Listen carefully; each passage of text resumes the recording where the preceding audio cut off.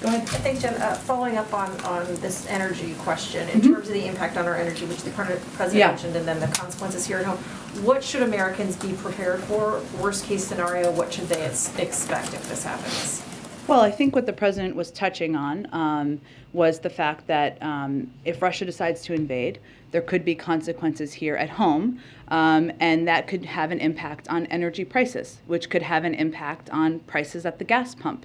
And while we are taking active steps to alleviate the pressure on our own energy markets, and every option is on the table to offset rising prices. As you saw the president act last fall, range of options remain on the table.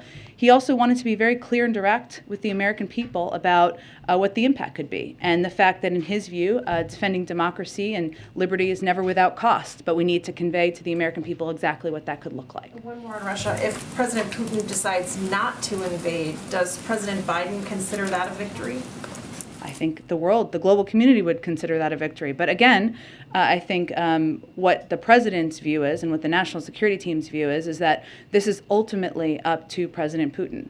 And every step we've taken up to date over the last weeks and even months to coordinate with our NATO allies, to stay in close touch with leaders in Congress and members about what our plans are, to put together a crippling sanctions package. What we are doing is we're presenting the choice to President Putin. He ultimately is going to decide which path he chooses. Go ahead.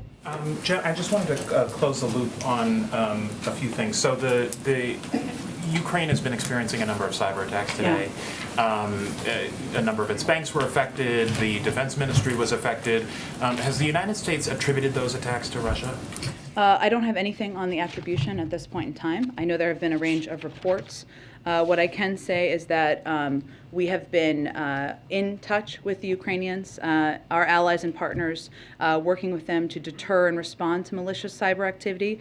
We have also been warning for weeks and months, both publicly and in our engagements with the Ukrainians as well as our European partners, about the potential for Russia to conduct cyber operations in Ukraine, but I don't have anything more specific on attribution at this point. Okay, and just, kind of moving a little bit into the realm of the hypothetical, there are a lot of steps that... Oh, boy. I know. There are a lot of steps that Russia could take that are short of an invasion, but that are still, aggressive. Yeah. Including cyber, including there's this step that Congress has taken on recognizing these breakaway regions in Ukraine as being, a separatist, legitimately as separatist regions. Would the U.S. respond to any things like that with sanctions as you would to, an actual invasion? We have conveyed before, and I'll reiterate now, that we would be prepared to respond with a range of malicious activities or actions that the Russians were to take. Okay, and then one more thing. I know that you've said that there's very little daylight with you and European allies on this issue. The German Chancellor said today that Ukraine joining NATO is simply not on the table. It's not on an agenda item right now. Is that how you would characterize it from the White House?